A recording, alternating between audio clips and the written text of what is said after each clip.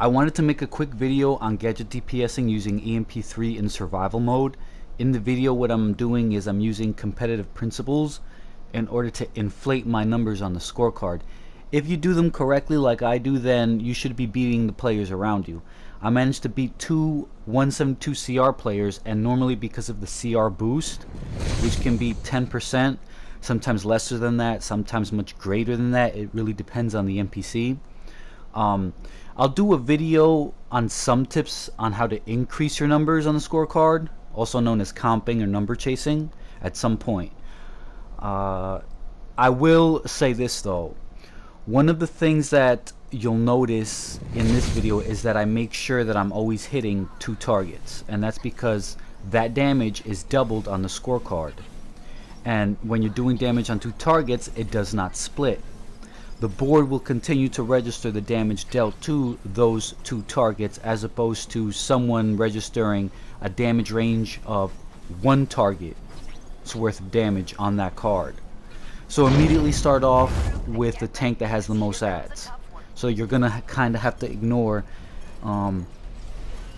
priority adds if you're comping.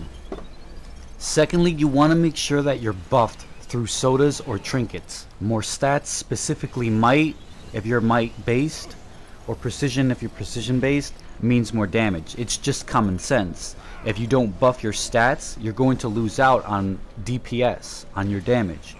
You're not going to be performing at max DPS, so you have to drink sodas, you have to cycle trinkets. You must buff your stats.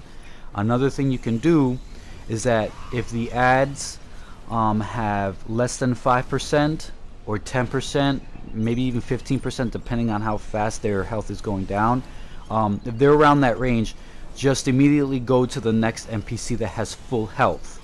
And that's because the amount that you take away, the amount of health that you take away from that NPC's health bar, is what registers on the scorecard. It's not the yellow numbers that you see on the screen.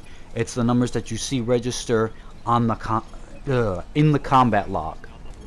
Also, be very aggressive, and that's getting in melee range, which you can do on most of the bosses in the lower rounds, especially on Granny. I think it's only Barda that I ended up using Paralyzing Dart. But I'll post a video on DPS and Granny at maybe sometime this week, next week, I'm not sure. But she's definitely capable of being meleeed.